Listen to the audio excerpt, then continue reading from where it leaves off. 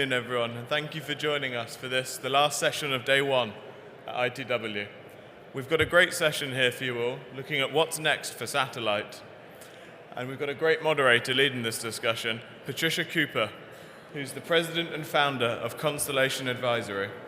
Over to you, Patricia. Good afternoon, everyone. Congratulations on making it through the day. And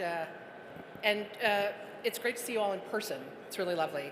I'm very excited to be moderating today's panel. I've got about 30-some years in the satellite industry, but I can't think of a more diverse and expert crowd to walk us through the questions of what's next in satellite, and also to connect it to the terrestrial mobile worlds that are at issue at today's conference. I also want to thank ITV for setting this panel on the conference schedule, and to the Global Satellite Operators Association for having me step in to moderate. A little bit of weight during so there's been an awful lot happening in the satellite world in the last few years when we've been away with the pandemic, and I think we'll be focused on unpacking what's new, what the new capabilities are, who the new players are, and hopefully a couple metrics about how to read the dynamics for your own purposes. So we've got 4 speakers today that are, I think are going to be great fun to work with. Matt Desch on my immediate left. For the past 15 years, he's been CEO of Iridium, a low Earth orbiting constellation of 66 satellites. He absolutely knows how to lead through the unexpected. I think that's fair. Taking on the company post-bankruptcy, managing an on-orbit collision, and then fielding an $8 billion constellation refresh. But today, I think this quarter, you announced 15% increase in revenues year over year, and the strongest subscriber growth to date. So he's got, I think, a great foundation to help us unpack the satellite world. Next to him, we've got Bob Brumley, who's the CEO of Laser Light. He's been there for 9 years.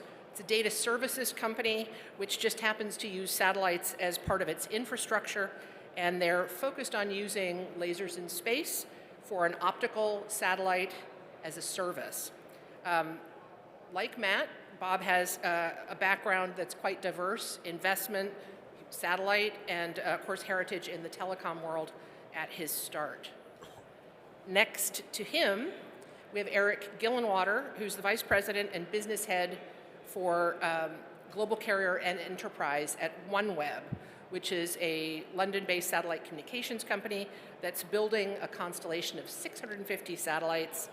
They're well on their way to that, with 2/3 of that already deployed and services already being trialed. The company has gone through its own transitions, a bankruptcy 2 years ago, and amidst that pandemic, that has resulted now in new investors from the British government and Bharti Airtel. Eric joined after that from Bharti, and from Airtel he's got a long heritage in those companies and is now building distribution partnerships around the world. And then finally on the end, Jean-Luc Villemain, who's an executive at Orange, where he heads up the International Networks and Infrastructure Services Group, which is the technical group that supports Orange across the 18 markets where they have business globally.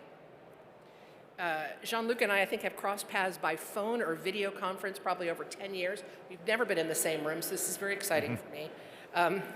He's been a technical leader and I think a trailblazer in applying satellite to mobile networks over the years. He's run subsidiaries of Orange in the Congo, Jordan, and Portugal. And just to add another domain to our discussion, he also manages Orange Marine, which looks after Orange's 6 submarine cable-laying ships. So what we're going to do today is we've discussed a couple questions that we think frame the satellite world and the developments, and then we'll break at about sort of 20 minutes before the close, see what kinds of questions you all might come up with. So for the panel, I'm going to go down the row and ask each of you just to sort of give your opinion. For those of you that are outside of the satellite world, there seems to be a kind of dizzying array of proposals in different orbits, in different architectures, in different capabilities, different channels of trade. It seems like every week there's a new proposal for literally hundreds of thousands of satellites. So what's driving this proliferation, and what does the competitive landscape look like? What's happening to create this new dynamism in satellite, and how does it relate to what you're building? Matt, you want to start? Yes, thank you. Hello, everyone. I feel like I have a microphone in a party here somehow, which is a really good thing to have, actually, if you're in a party. But I have been in satellites here 15 years. A lot's changed over the last 15 years. It was a sleepy industry after the bankruptcies of 2000, 2001, of sort of the first generation of excitement during the dot-com and wireless world. We were a low Earth orbiting satellite system, which, like many others, didn't do well. Everyone thought there was something wrong with LEO, and of course now, in the last 5 to 7 years, LEO is very hot. There's a lot of investment right now in our industry. What's driving it? Money, opportunity. You think about 3 or 4 years ago, there was about $3 billion of investment of startups and stuff. Last year it was almost $15 billion, so like 5 times more just in the last 3 to 4 years. A lot of that's driven by the potential that some people have seen when it started. I believe when Skybox Imaging raised $100 million and then sold themselves to Google for $600 million, and suddenly the 5 venture capitalists who were involved in this industry, I think last year was over 400. I think there were like 411 VCs that invested in over 200 startups. So there's a lot of money pouring into it, a belief that there are opportunities because of launch costs coming down, because satellites are getting smaller and more accessible.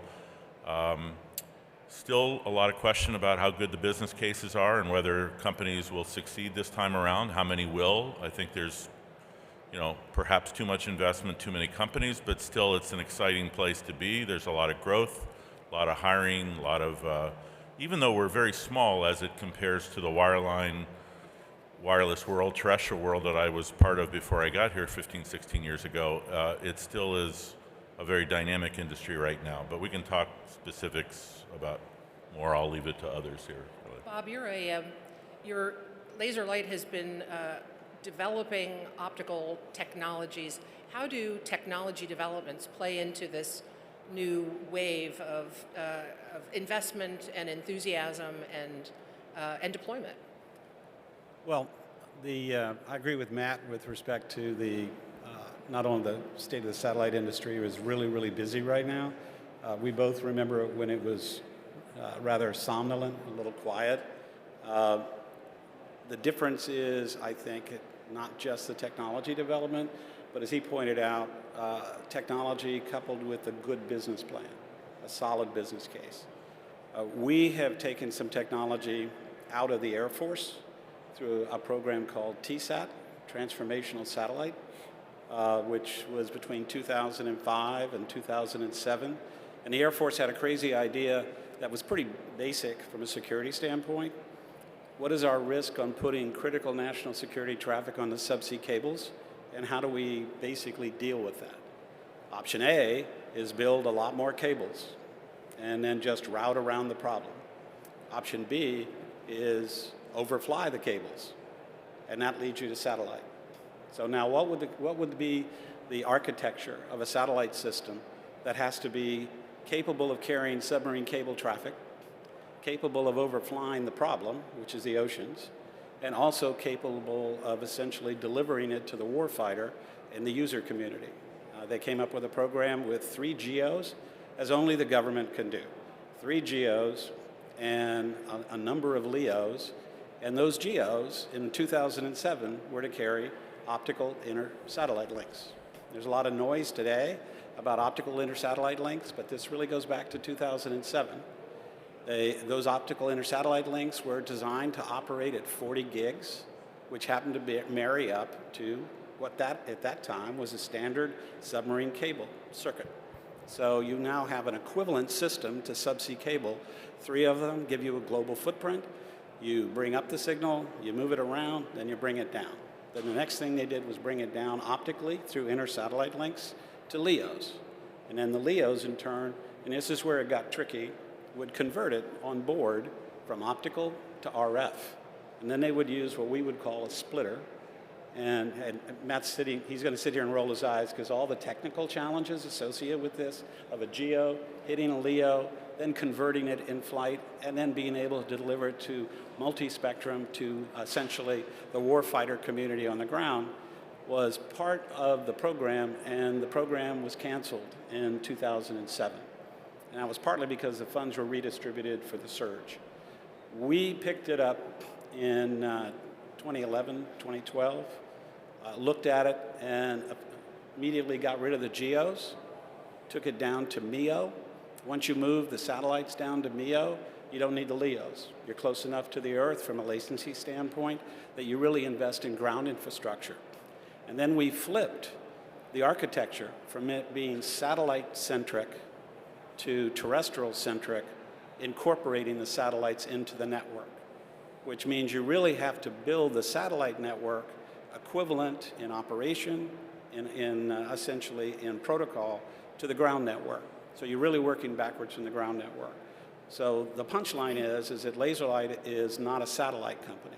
LaserLight is basically an optical services company which provides data services worldwide. Satellites happen to be a portion of it, but also ground, also subsea, because they all three operate in the same medium, which is DWDM.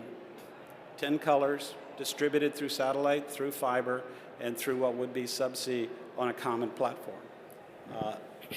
The benefit of that really serves, at least as far as we're concerned, a different kind of customer base, because where Matt and also our OneWeb peer here are looking at mobility, this is a high throughput, high volume system, which is just like subsea cable, except it happens to be overflying the oceans.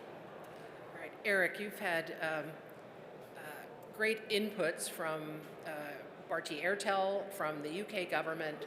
Can you talk a little bit about the sort of impetus to invest in a satellite system and what that can bring in terms of new services? What's pushing those investors towards your system? And you're on a roll, so that's obviously... No, thank you very much. It's a little loud.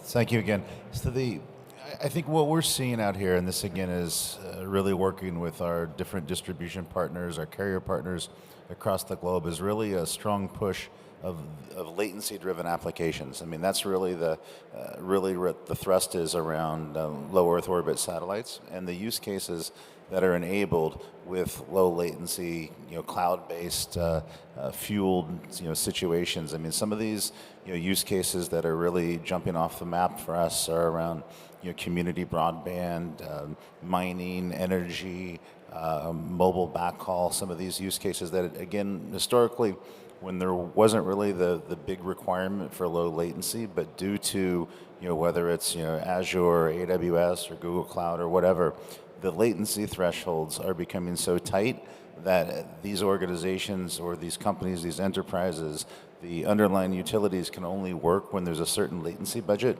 and that's really what's driving the consumption and the expansion of interest in OneWeb and our low Earth orbit solution. Okay. Jean-Luc, you have been integrating geostationary satellites, low Earth orbiting satellites, middle Earth orbiting satellites into your networks for some time now. I'd be interested in your thoughts about the evolutionary drivers right now for satellite integration into terrestrial networks. Eric mentioned latency. I think Bob mentioned the high throughput. What are the drivers that you're seeing for satellite integration? Well, first of all, this has been already mentioned, but I would like to come back on that. I think that there are a major change in the satellite industry in the last year. 3 years ago, I was in the satellite show in Washington, not very far from here. I was in the introduction panel, and the question was a very provocative one. The question was, do you think that satellite has a future? And at this time, there was a question mark, a big question mark around that. Because at this time, the satellite was an industry where the revenue was declining year after year. Their main cash cow was the TV direct broadcast, which was declining, and the industry was a little bit frozen around its traditional application and market. A lot about defense, less and less with carrier, TV, but TV was declining, and nobody really understood how they can go out of the tunnel. And the nice thing is that a lot of new factor happens. The first one is definitively that due to some change, by instance, the fact that some new rocket, new launcher came with huge capacities, that the propulsion model of the satellite changed, and a lot of new factors made that the price of the satellite launch, the kilogram in orbit, decrease a lot. And that makes the cost of the satellite much lower than in the past and open the space to some new type of application. The second one is definitively some new technology, as we have in telco, the fact that software become more and more prominent in satellite, and that the industry realized that they can use some technology which was developed for some other industry, like the one that we have in telco, and that putting more software in the industry can make the technical solution more flexible at each point of view and also bring value to the industry. And the last one, and I know that this is a controversial subject in the industry, is standardization.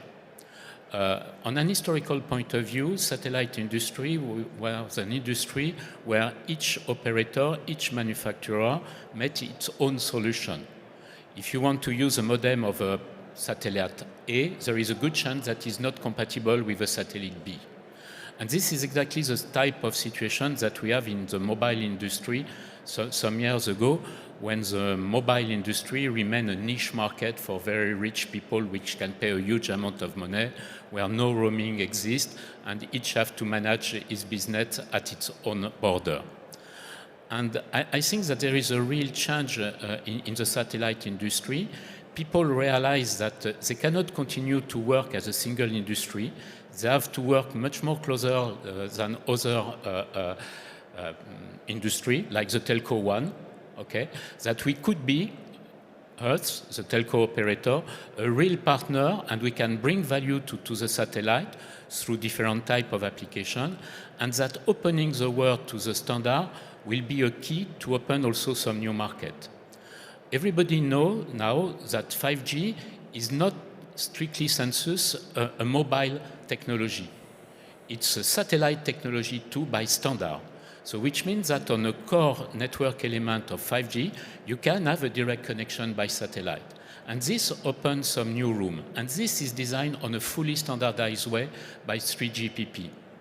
So with this factor, the satellite industry realized that standardization, which was perceived as a bad thing, as things putting the quality of the network and the specification down, could be something of very, very positive. And now what we can see is that the collaboration between the telco and the satellite industry are going extremely far. By instance, I know some satellite operator which come to us and to say, well, we would like in our modem to have some 5G chips which will make some microwave form on the same way that you use on 5G.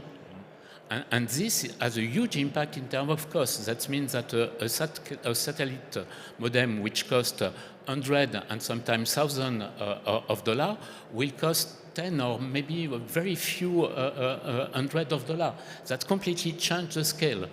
That means also that, by instance, in the future, you know that in Europe, and I guess it's the same in the US, now each new car needs to have a mobile chip card inserted. In case of crash and so on, your car automatically calls for rescue. This is done on mobile today. But why tomorrow this will not be done also on satellite? We have the technology, we have the solution, and we will have a cost. So now, 3 years after this SAT show where the question was raised, I think that now we have an answer. And the answer is definitively, yes, satellite has a future. And this future will certainly be constructed at the side of the telco operator. So I wanted to go back to Matt and Eric to pick up a little bit on the customer developments, what do you see the technology? Matt, you have a brand shiny new constellation that has allowed you to change your service offering, and I've always been impressed with the satellite industry's ability to adapt to evolving customer needs. I think your company's been a real leader in that. So I'd like to see what kind of customer draw you're seeing in your mix of services. I'm going to ask the same for Eric as he's out talking to potential partners. Well, we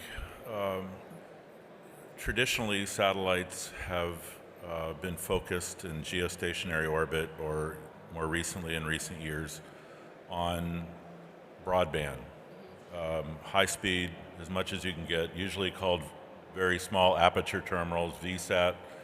The companies that were formed in the early days of the communication industry, Pan Am Sat and Intelsat, Eutelsat, SES, all those companies really were focused on delivering a standard IP connection to a ship, to an airplane, Wi-Fi, to a gas station, to a hub, and that's really been the industry. And in fact, a lot of the investment over the last 5 years in low Earth orbiting systems, as that orbit was rediscovered, and Starlink and OneWeb and Telesat and Kuiper and others, there's about 8 others I think that want to be in that industry too, they've all gone after what I would call commodity broadband services. How fast can I deliver at what's low cost, what's the cheapest I can bring that to a user? Since even after 100 years,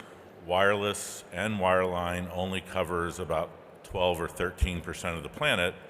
The other 77% has to use some other kinds of technology, and satellite is a good place for that, but it's never been cost effective. Now, I will say I only differ a little bit in that Iridium was designed and built as a personal communication service. You know, starting as a satellite phone, we moved very quickly into IoT, and how we didn't look in terms of how much speed can I bring a terminal. We turned that around and said, how small can we deliver some usable amount of information and do it everywhere on the planet, not just in some places like even geostationary satellites do, but everywhere on the planet. And that was perfect for IoT applications, you know, tracking a truck, having a buoy in the ocean, sensors of all types for military, and now into personal communication devices. So as far as use cases, we have seen a proliferation in our small world, and my focus in the last 15 years is not to do what everyone else is doing. When you spend $3 billion, the last thing you want to do is have someone spend $4 billion and drive $1 cheaper, and then you fight all the way to the bottom, and then you can't return on capital. So I focused the company really on doing what no one else seemed to be doing, which was focusing on this personal communications area. So we're now more moving into devices, and I agree with, the move towards standardization is to get into what we really want to get into is a mobile phone. Get in devices that everybody has. There's, 5.5, 6 billion of those right now? Sort of seems to be strange to buy another device to talk to somebody when you're outside of that. Though many are, one of our fastest growing partners is Garmin right now, and they're putting us in all kinds of devices. But we're starting to even get into processor chips and into core things that will get into cars and get into watches and get into mobile phones and get into ATVs and become pervasive. And I believe not many have moved in that direction, but in the last 2 or 3 years, some other companies are starting to direct their attention towards that. It'll get into spectrum, what's the best spectrum for doing that. We won't go into that right now until you want to go there. But I would say the use cases have expanded dramatically from just, the back of an airplane, the front of an airplane, a seafaring sailor who wants to touch Facebook. It's pretty much anybody who's off the grid right now is expecting to be connected. I remember even 15 years ago when I got here, I'd been in the wireless industry for 15, 18 years before that, going back to the late 80s, early 90s, and I can say even then, remember Facebook didn't even come about till 2006? A lot of social media was in the 2000s. This proliferation where the expectations of being connected everywhere has only been in the last 5 to 10 years, really, and it's unstoppable now. I mean, to think you're going to go away on a ship for 3 weeks, to think you're going to hire somebody to be on a Maersk container ship and they're going to be away for 2 or 3 weeks without a connection to Facebook or Twitter or, family and friends via email is impossible. I mean, so everything's being digitized, everything's being connected, and to us, our little niche is focused on how can I do that in something that can basically fit onto a processor. And Leo is very good for that. Our network has been very good for that, and others will see that as an opportunity too. If you didn't notice, the whole panel is using the word proliferation and not explosion. As someone who worked at SpaceX for nearly 6 years, we all have been conditioned to not use the word explosion when you're talking about satellites in space. Eric, I think you've been very close to a lot of customers in the recent months as you've been building these partnerships for OneWeb. What do you see? Well, so I think, as Jean-Luc mentioned, the satellite industry historically had been kind of off to the side a little bit. And I think, one of the things that OneWeb is doing, and I think this goes back to some of our telecom leadership from the Barty organization that we brought in, is actually alignment of the BSS and OSS systems with telcos. And effectively, the solution that we're putting into the market is more or less it's a layer 3 solution, dedicated handoff, similar standards that our telco partners and our system integrators and our governments can effectively use, just as if they've used other traditional, almost wireline solutions. So we really want to take out all of the historical, we'll just say, challenges that have existed with satellite, make it more easier to consume for our partners, and with that, we actually feel that it will actually be able to penetrate and fit more into the traditional ecosystem and unlock more use cases that we're seeing. Again, going back to my earlier point, a lot of it is again, it's latency driven, and I'll say this, I mean, where there's fiber, we kind of act as we're a redundant play. Where there's not fiber, we act as if we can be the primary play. And everywhere it kind of fits in. And I think, one of the things that I think is a little bit of a misnomer is that, historically it was always going to be, it's either satellite or fiber, and they've somewhat competed. We actually view our solution as very complementary to that of fiber, just because of the latency that we offer is more aligned to that of a fiber solution. So that's kind of where our customers are pushing, and also looking at us from another form of diversity. This is certain use cases. Traditionally, large managed WAN applications where there's very, very high requirements for overall service level availability in large contracts. You might have multiple fiber providers on the ground. You might have a geostationary solution. You might have an LTE solution. Here's another line. Here's another LEO solution. So it's just another form of potential bulletproof solution, if you will. We've got a couple questions from the audience already, and we're at about 22 minutes left in the panel. I'm going to inject these now, and if you have other questions, feel free. We have a whole bunch of other things we love talking about, so we'll never run out. I'm going to ask Bob, if you could step in on the GEOs and LEOs, how will they overlap, and can there be only one? And I'm going to ask Jean-Luc to pick up on the same question, since you've partnered with both. Well, I think from a standpoint of the GEOs, most of the GEOs are fairly well established. There's some new GEO entrants in the market, but they've found their niche, and they're fairly substantial niches. When you look at SES or Viasat, those are those billion-dollar players. They have multiple satellites on order. Intelsat is either out of or about to come out of bankruptcy and shed a lot of weight in bankruptcy relative to its debt. So I don't think there's going to be this, for years, one service provider in the GEO sector. On the LEO side of the house, I tend to, because my experience during a period of time that Matt experienced, there's just going to be a shakeout in this industry. It's amazing. Terrestrially, we ask questions of new startups in terrestrial businesses. What's your ARPU? Matt mentioned ARPU. I have no idea what Starlink's ARPU is. I don't have any idea what their COGS are. And how do I evaluate them as a business if I don't know what their ARPU is and their COGS? That'll tell me how many subscribers they have to have. And I'm not applying a space standard to this. I'm applying as a former banker, I'm applying a banker rule to this. How do I look at the balance sheet look at subscribers, then look at how much money they've got to spend relative to infrastructure to generate the product at what price. And then if it's a positive, that's great. If it's a negative, that's not great.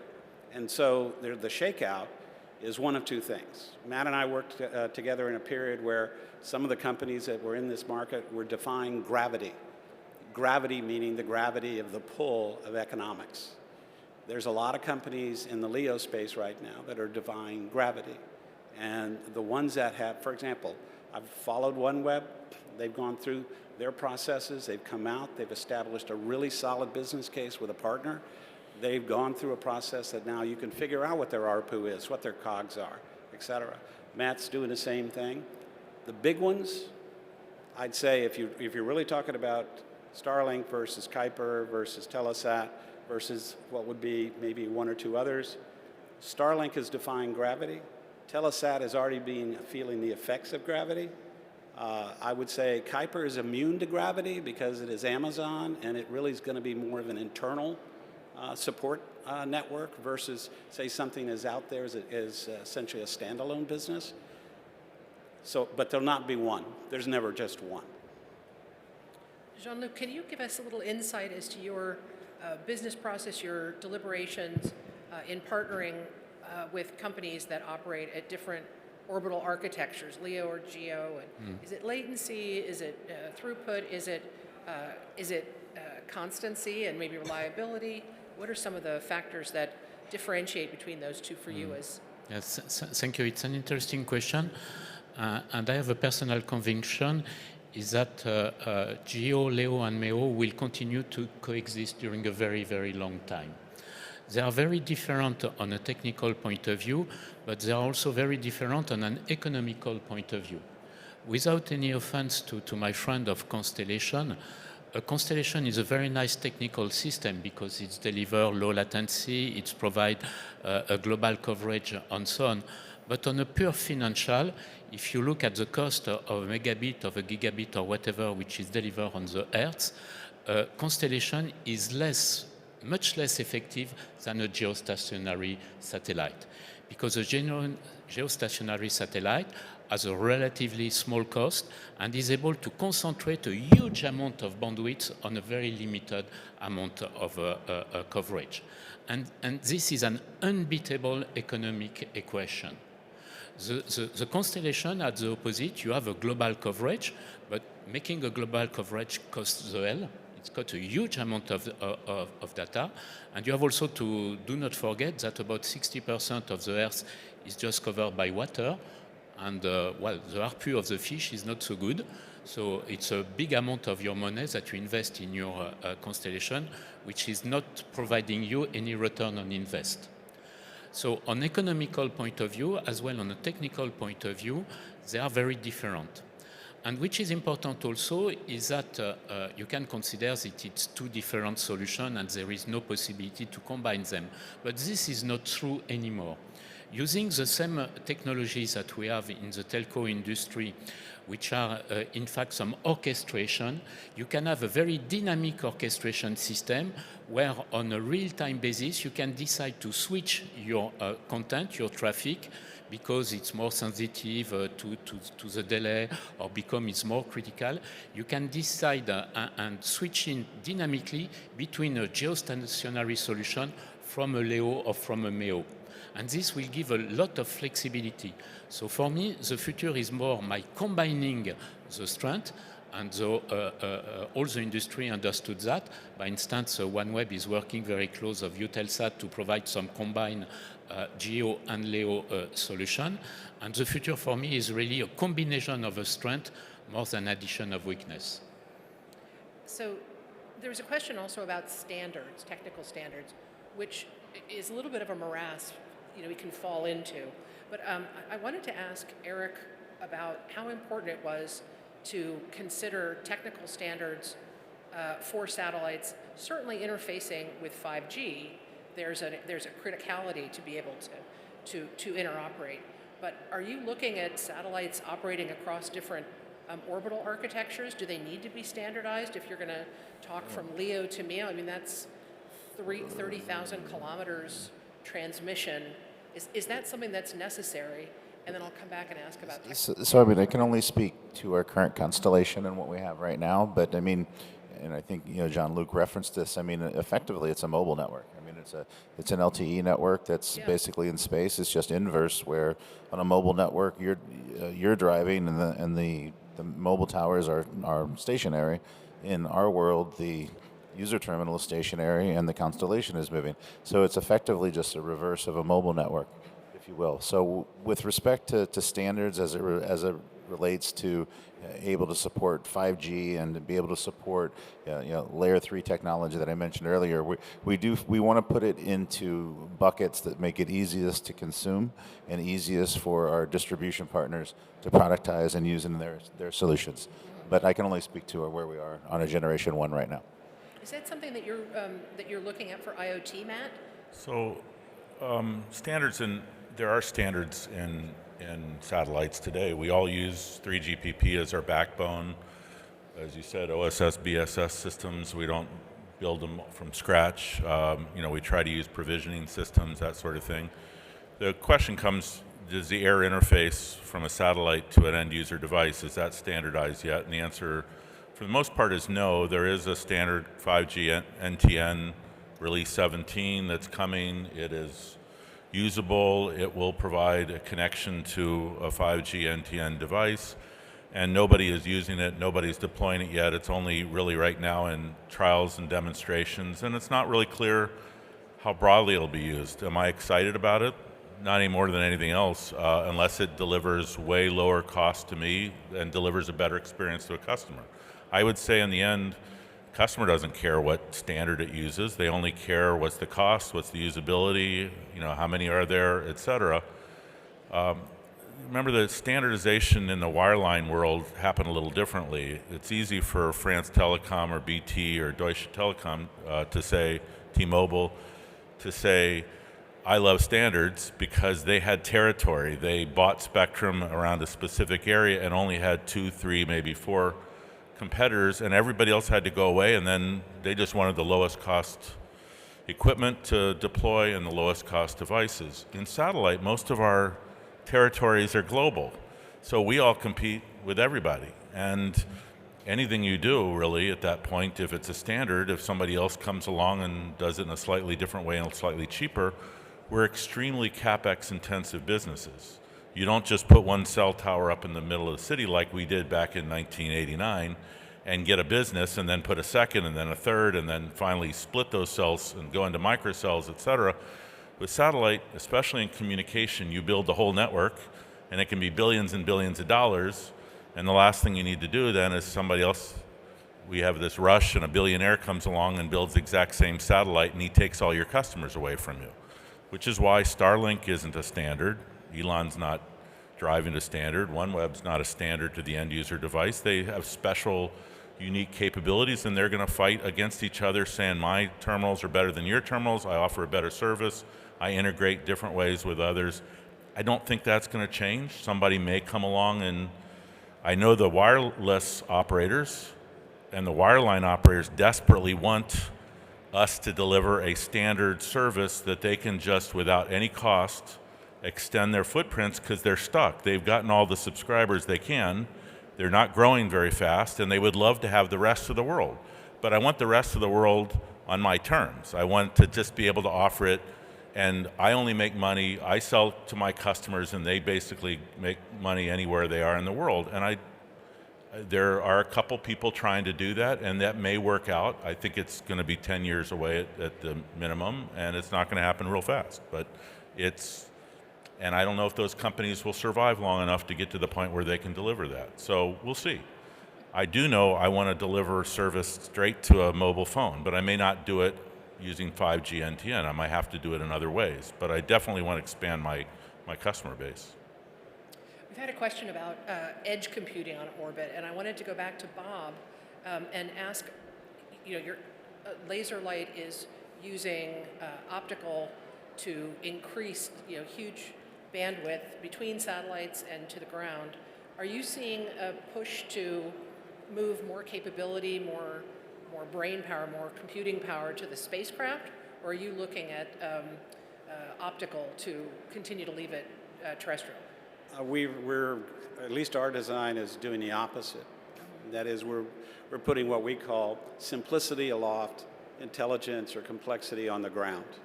And the ground would be in the form of ground node systems. They're optical systems. In those optical systems, they have software. They integrate into the fiber networks. They do have a standard, by the way. The standard is ITU 709G, which is the standard for OTN. So that's the same standard as the fiber guys use. It's the same standard we connect with. But we do not do we don't do processing on board. That's partly for a point Matt made about cost. Yeah. You want to look at applying your cost where your greatest value is going to basically be delivered. And that happens to be on the ground at the point of either data origination or data termination, and not necessarily on what would be something that you're going to have to replace every 10 to 15 years or worse, fail. We don't have 86 satellites. We have 12. Now, they're designed for mutual support. So they're connected very similar to Matt's design, where we're connected to the satellite in front and then the satellite in front of that. So we have no single point of failure in the constellation. But overloading the satellites is in part what I mentioned earlier with TSAT. TSAT put too much activity and burdened both the swap on the satellite as well as the ability on their dwell time or their make or break time over the customer. Eric, what do you see for Gen 2 for OneWeb? Are you going to put more computing capability on orbit, or are you?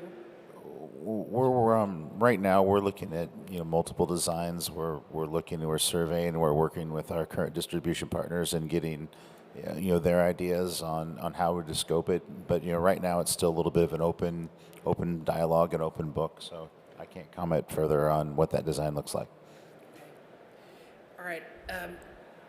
I thought it would be inevitable that we'd have a question about space safety. So the question is there space for medium and small satellite operators in the new space? And the word space here is a little ambiguous. I'm going to use it as physical space as opposed to market space. But I actually will leave it to the panelists in the remaining few minutes if you want to discuss whether there's room in the market. But mostly, I think, Matt, we should start with you because you had the prototypical space collision in 2009, which was a bad day for me. Yeah. Yeah. And I think you've brought that as an opportunity for leadership in sustainability, just from my perspective. Yeah, someone else asked the question too. I mean, what's going on in low Earth orbit? What are all these satellites, or is there enough room for them? There's a lot of debate over that right now. We take it seriously because we were one of the first in low Earth orbit, and we really want to keep our neighborhood clear, and we worry about collisions. It's one of the reasons why a lot of these new satellites, if you're gonna launch, OneWeb's pretty high right now, but if you're gonna launch tens of thousands of satellites, you put them as low as you can because you really want gravity to take care of them. That's why Starlink is launching at such a low altitude right now, because they'll come out of space pretty quickly. But our satellites, which are only up at 500 miles, which is just a little bit above the space station, if one of those conks out, it's about 110, 120 years before it deorbits.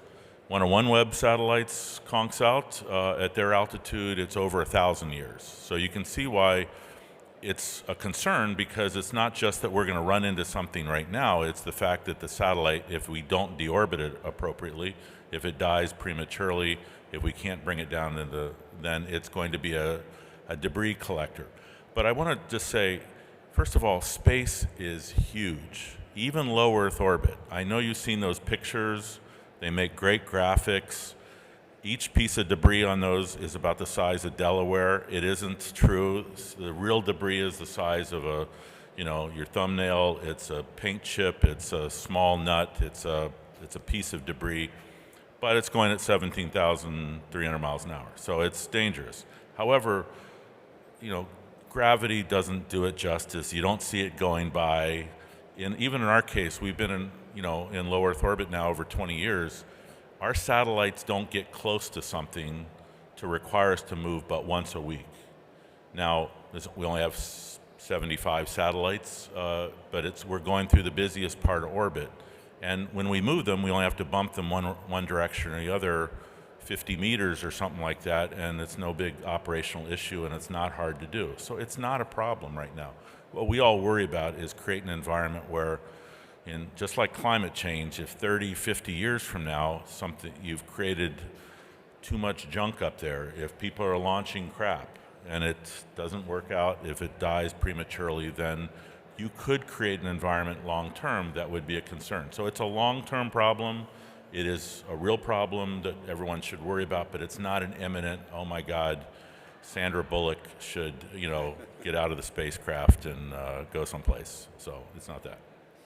I think with just 5 minutes left in the panel, I'm gonna start on the far end and ask Jean-Luc to just give his closing thoughts about what you're excited about, what you hope to see with your satellite relationships in the next year, what you hope to build using satellite as a complement or a platform to your networks. And I'll come down the row with some variation of that question just to close out. Yes, as I already mentioned, I really believe in the satellite industry and that the new use case that make all those change possible. There was one question that we are not able to manage because we will be short of time. It's a question about the price per megabit erosion. I really do believe that we can expect a lot of change in this area due to all the technological change that are coming. The cost of the launch will decrease, the cost of the kilogram in orbit will decrease, which also means that the next satellite will be designed on a different way.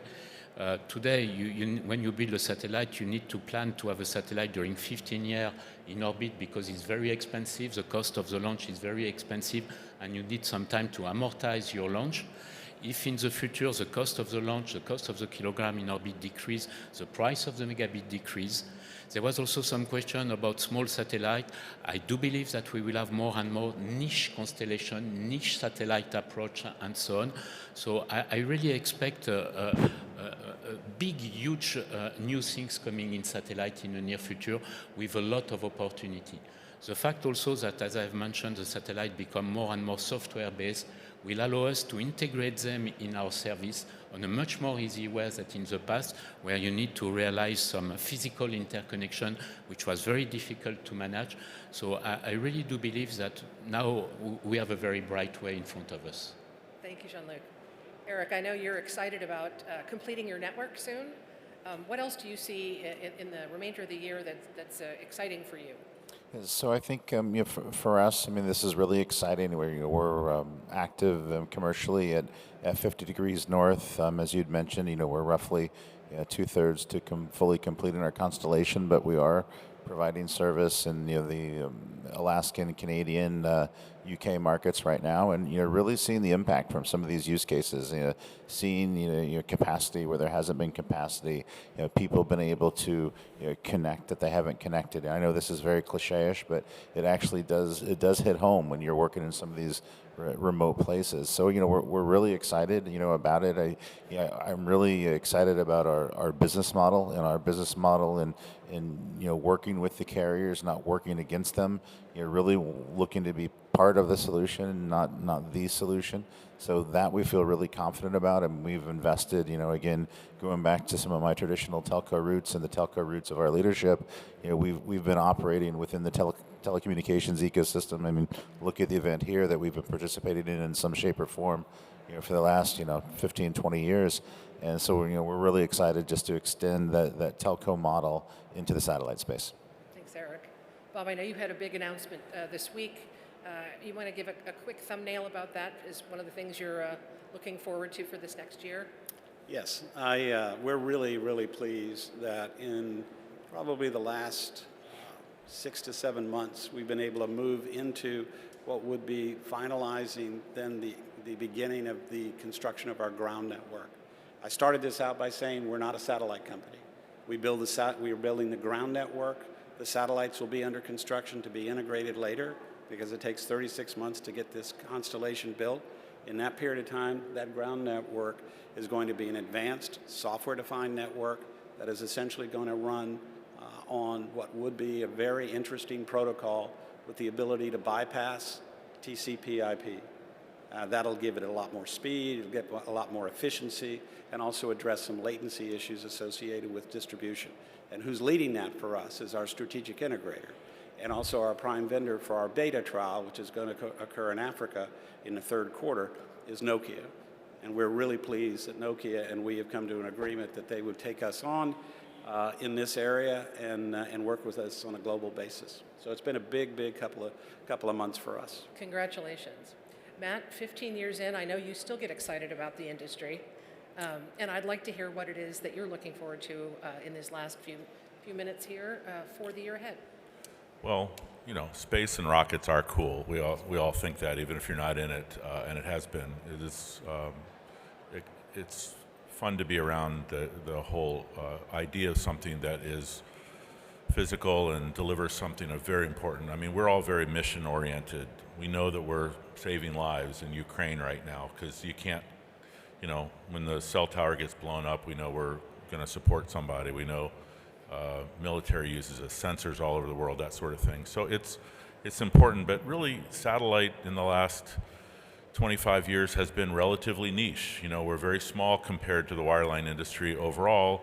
The applications, while really important because where we're really good, wireline is better. I mean, wireline's better in places where it's but it isn't, or mobile isn't in all the places. So we've been very good. Now we're starting to see the lines blurring between these industries, and it's definitely true. We're starting to see more applications, but it's funny, we're not really built very well to merge and to work together. It's good that you're able to do that, but I've had situations, I worked in that world so long, I remember a really big client wanted to, had a mobile and satellite thing and they wanted to merge, and I remember the big system integrator telephone company said, here's the 1,000 things you have to do for us to sell you. And I said, well, that's interesting because they don't want you, they want me, okay? You're a commodity, I'm unique, okay? And so the whole thing will build because they can get you off the shelf anyplace else. No, we're a special, we supply them. Let's see how that works out. Turned out they ended up buying the satellite solution. I think more and more as we get cheaper, as we get smaller, as we get more capable with more technologies, I think we're not going to be just a tail.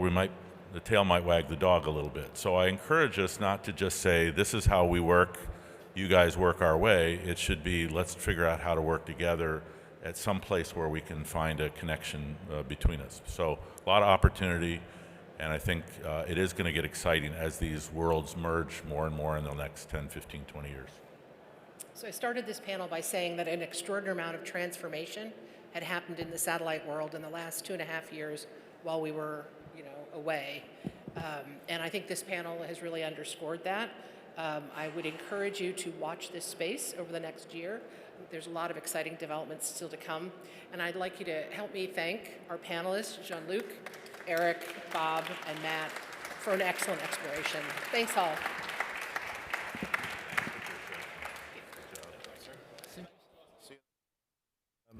Yeah, it was a great session. Thank you so much. This is the last session for the day in here, but at past, there are cocktails sponsored by Console Connect out on the Orchard Terrace. So I hope I see you there.